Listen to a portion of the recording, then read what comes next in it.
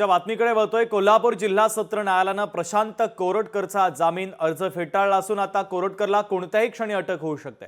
मात्र कोल्हापूर पोलीस त्याच्यापर्यंत पोहोचतात का हा खरा प्रश्न आहे। इतिहास अभ्यासक इंद्रजित सावंत धमकी प्रकरणी प्रशांत कोरटकर याच्यावर अटकेची टांगती तलवार आहे। त्याने अटकपूर्व जामिनासाठी जो अर्ज केलेला होता तो देखील आता फेटाळण्यात आलेला आहे। मात्र प्रशांत कोरटकर अद्याप पोलिसांना सापडत नाहीये। त्यामुळे आता त्याला सापडवणं, त्याला अटक करणं पोलिसांच्या समोर मोठं आव्हान उभं ठाकलेलं आहे।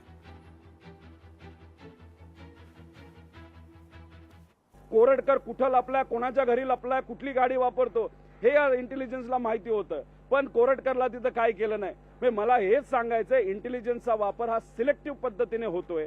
फक्त आपल्या हितासाठी करायचा आणि माहिती असताना सुद्धा गप्प बसायचा, दंगल होऊन द्यायची, गरिबाची डोकी फोडून द्यायची आणि मग नंतर त्याचं राजकारण करायचं, हे मात्र या सरकारचं कुठेतरी ठरलंय असं आपल्याला म्हणावं लागेल। कोल्हापूर सत्र न्यायालयाने प्रशांत कोरटकर नावाच्या भामट्याचा जामीन अर्ज फेटाळला आणि त्याला कधी अटक होऊ शकते, काल अटकेचा कोर्टाने आदेश दिले, मात्र तो पकडला का गेला नाही? किंवा नागपूरच्या दंगलीला प्रशांत कोरटकर जबाबदार आहे का? ही दंगल भडकून तो गेलाय का निघून, याची सुद्धा शहानिशा केली पाहिजे। प्रशांत कोरटकरला सरकारने तात्काळ अटक करावी अशी सरकारला माझी विनंती आहे।